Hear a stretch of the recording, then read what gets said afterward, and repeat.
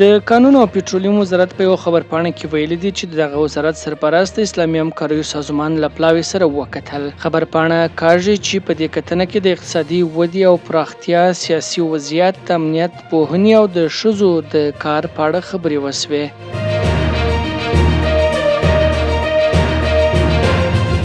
پاکستان کې میشتو افغانانو چې د P1 او P2 کډوالۍ په دوسیو کې د ځنډ له امله د دغه هیواد په لاورپنډۍ ښار کې سره راټول شوي او د خپلو کډوالیو دوسیو ته د رسیدو غوښتنه یې کړې ده. د دغو کډوالو په وینا د امریکا د بهرنیو چارو وزارت ورته ویلي دي چې د دوسیو کار به یې له 12 تر 14 میاشتو پورې بشپړ شي، خو د 2 کلونو په تیریدو سره د دوی دوسیو ته رسیدنه نه ده شوې.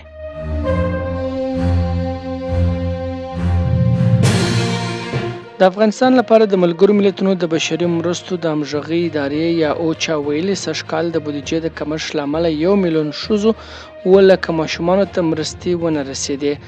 د ملګرو ملتونو د ادارې خبرداری ورکړی چې د بودیجې د نه تامین په صورت کې به 15 میلیونه افغانان په ګڼو برخو په تیره بیا د څښاک اوبو او حفظ الصحې په برخه کې له ستونزو سره مخ وي.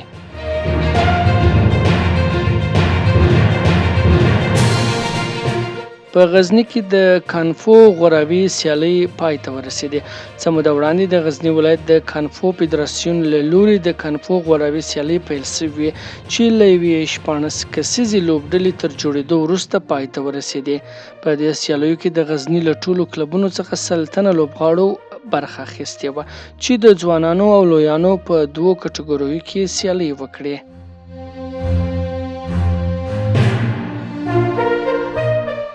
پوتین له کیم سره د وسلو د تامین په اړه خبرې کوي. د امریکا استخباراتو په حواله کیم جونګ اون او پوتین د اوکراین جګړې لپاره مسکو ته د اړتیا وړ وسلو د برابرولو په موخه لیدنه کتنه پلان کړې ده. د شمالي کوریا فضایي پرمختللې ټکنالوژي او دغه هیواد بېوزلو خلکو ته خواړه غواړي. د نیویارک ټایمز راپور له مخې د شمالي کوریا رهبر کیم جونګ اون پلان لري چې په سپټمبر میاشت کې د روسیې له ولسمشر ولادیمیر پوتین سره په ولادیوستوک کې لیدنه وکړي.